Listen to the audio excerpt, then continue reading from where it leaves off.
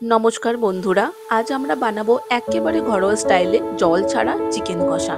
একবার ট্রাই করলে বারবার করতে মন চাইবে। প্রথমে আমরা মাংসটাকে ভালো করে ধুয়ে একটু ভিনিগার দিয়ে মাখিয়ে নেব। তার সাথে হলুদ, নুন, আদা রসুন আর কাঁচা লঙ্কা বাটা দিয়ে হালকা সর্ষের তেল দিয়ে ভালো মতন চিকেনটাকে ম্যারিনেট করে 30 মিনিট থেকে 1 ঘন্টা রেখে দেবো। আপনারা ভিনেগারের জায়গায় টক দইও ব্যবহার করতে পারেন, তবে আমি ভিনেগারটা ব্যবহার করি, তাতে স্বাদে কোনো তফাৎ আসে না আর মাংসটাকে ভিতর থেকে নরম করে দেয়। সব কিছু দিয়ে আমরা ভালো মতন মাখিয়ে 0.5 ঘন্টা থেকে 1 ঘন্টা সাইড করে দেবো মাংসগুলোকে। আর এখন আমরা বাকি প্রিপারেশনটা শুরু করে দেবো।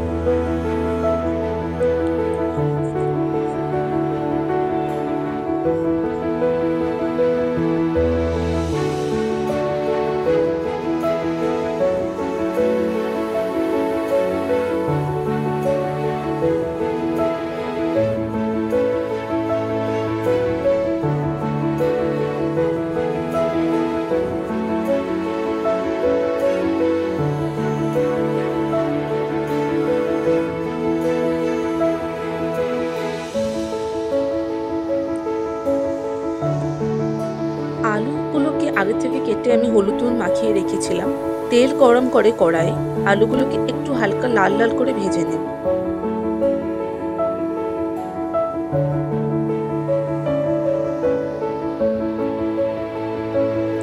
মাংসের মধ্যে আলু দিলে মাংসের স্বাদটা যেন একটু বেশিই বেড়ে যায়। আর আমাদের বাঙালিদের তো মাংসে আলু, বিরিয়ানিতে আলু না হলে চলেই না, তাই না?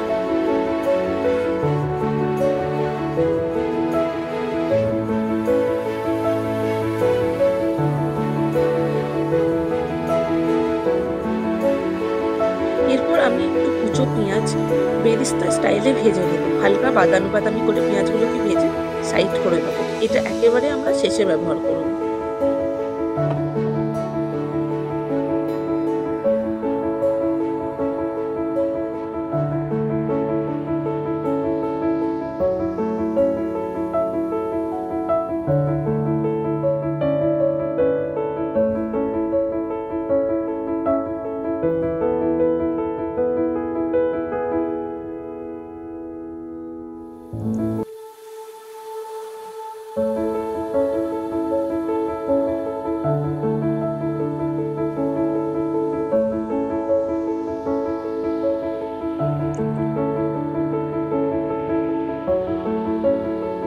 পেঁয়াজগুলো ভেজে সাইড করে নিলে সেম তেলে আমরা এবার দিয়ে দেবো দারচিনি, এলাচ, লবঙ্গ আর তেজপাতা আর 2টো শুকনো লঙ্কা।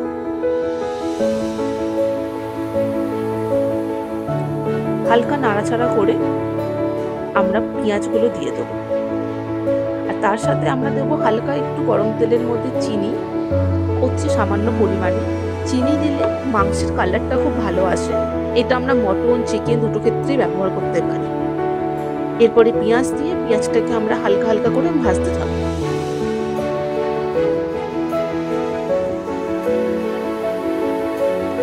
পেঁয়াজগুলো ভাজতে থাকবো যতক্ষণ না সোনালি হয়ে যায়। তারপর একটা বাটিতে আমরা হলুদ গুঁড়ো, নুন, লঙ্কা গুঁড়ো, জিরে গুঁড়ো, ধনে গুঁড়ো আর একটু মিট মশলা দিয়ে একটা মিশ্রণ বানিয়ে নেব।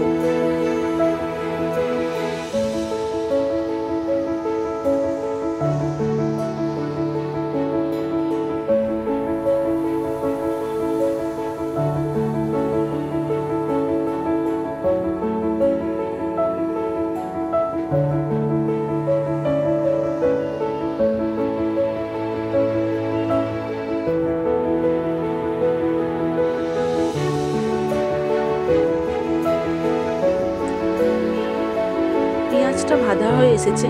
এবারে আমরা একটুখানি বেঁচে থাকা যে আদা রসুন আর কাঁচা লঙ্কা বাটা ছিল, যেটা কিছুটা আমরা কাঁচা মাংসতেও ইউজ করেছি, বাকিটা আমরা এখানে ইউজ করে নেব। তবে কাঁচা লঙ্কাটা একেবারেই অপশনাল। যদি আপনারা ঝাল খেতে পছন্দ না করেন তাহলে লঙ্কা দেওয়ার কোনো দরকার নেই। আর যদি মনে একটু ঝাল ঝাল খাবো, যেমন আমার বাড়িতে হয়, সেক্ষেত্রে কাঁচা লঙ্কাটা বেটে নিলে ঝালটা খুব সুন্দর লাগে, অথচ খুব একটা মুখেও লাগে না। তারপরে আমরা টমেটো দিয়ে টমেটোটাও হালকা করে ভেজে নেব। টমেটোটা ভাজা ভাজা হয়ে আসলে কাশ্মীরি লাল মির্চ অল্প পরিমাণে ইউজ করব।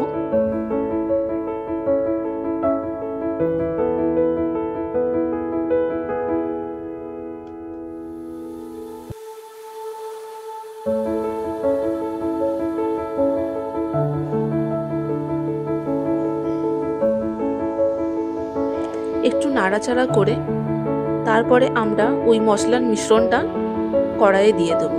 আর এরপরে আমাদেরকে ভালো করে মশলাটাকে কষিয়ে নিতে হবে যতক্ষণ না তেল ছাড়ছে। তেল ছাড়া পর্যন্ত আমরা হালকা হালকা করে মশলাটা কষাতে থাকবো।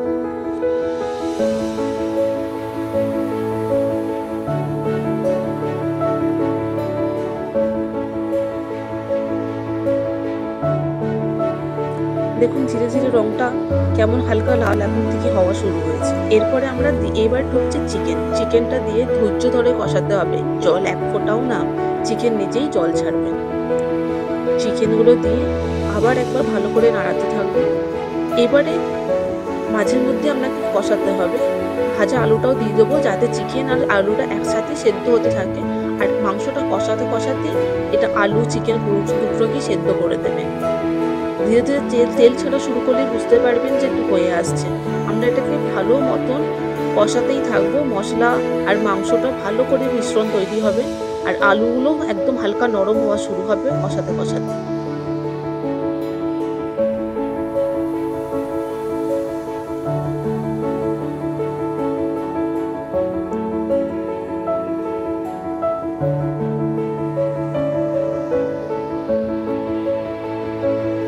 এরপরে আমরা একটু অল্প পরিমাণে রোজ ওয়াটার আর একটু কেওড়ার জল দিয়ে দেবো মাংসের মধ্যে, একদম সামান্য সামান্য পরিমাণে।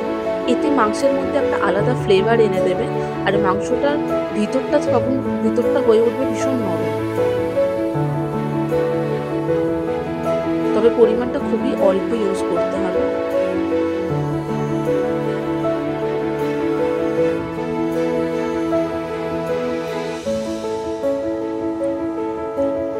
মাংস আর আলু ইতিমধ্যে সেদ্ধ হয়ে এসেছে।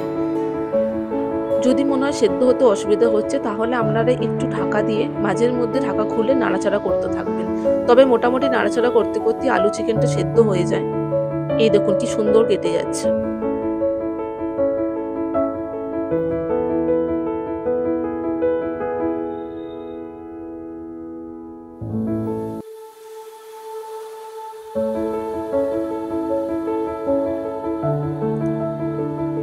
এর মধ্যে কিন্তু এক ফোঁটাও জল ইউজ করা হয়নি, যেটা দেখছেন পুরোটাই মাংস থেকে রস বেরিয়েছে।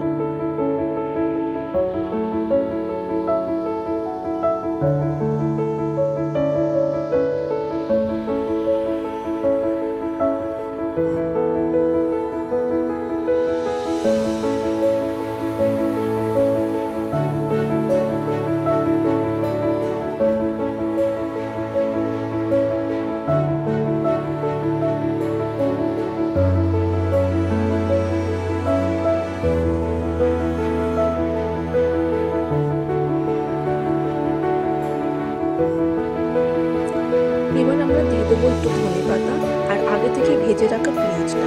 তবে ধনেপাতাটা একেবারেই অপশনাল, যদি কারো ধনেপাতা খেতে ভালো না লাগে তাহলে আপনারা এটা অ্যাভয়েডও করতে পারেন।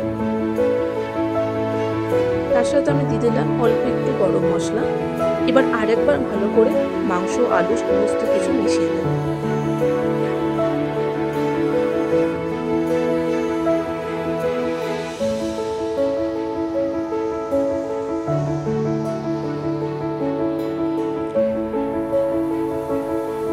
তেল ছাড়া শুরু করে দিয়েছে, তার মানে আমাদের মাংস এবার রেডি।